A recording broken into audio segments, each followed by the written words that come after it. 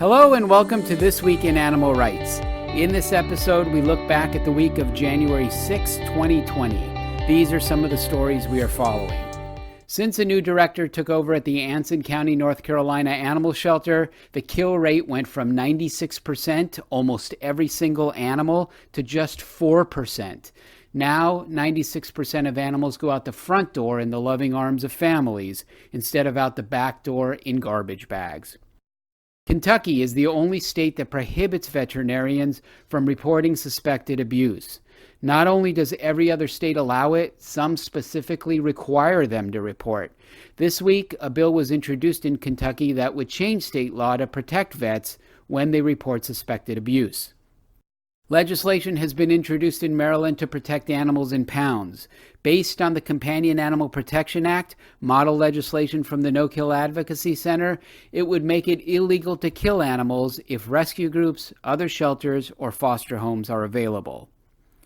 Despite false promises that new reforms would end the era of horses dying at the track, another horse has been killed at Santa Anita in California. There have been at least 38 killings in the last year, and that's just one track. Nearly 10 horses a week on average died at American racetracks in 2018. Moreover, tens of thousands of thoroughbreds go from the racetrack to the slaughterhouse and end up on dinner plates in Europe and Asia. Horse advocates are calling for a ban on both racing and slaughter. Estimates suggest that hundreds of millions of animals are dead in Australia because of wildfires exacerbated by human-caused climate change. Australians are also killing millions of animals intentionally, such as cats, by blaming them for human-caused wildlife decline or because they claim they are, quote, non-native. On top of all this violence, the country began killing 10,000 camels this week. Their crime? Being thirsty. Because of the fires and the heat, camels are looking for water to drink, and the Australian government responded with bullets to the head because camels are also deemed non-native. It is a violent philosophy that has no place in a humane society. Following the success of its plant-based Whopper, Burger King announced it is now rolling out a plant-based pork crow sandwich, also made by Impossible Foods. And they are not the only ones.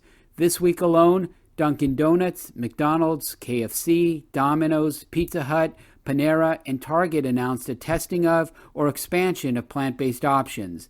And that is good news for animals, as one report says over 250,000 animals are being saved annually as a result of just two companies, Beyond Meat and Impossible Foods.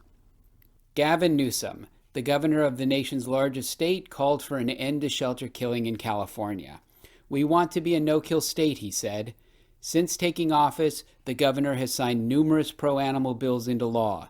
He has allocated millions of dollars to provide free veterinary care for the pets of homeless people, and he has now signaled his willingness to look at ways to get shelters to live up to their dictionary definition as a haven, a refuge.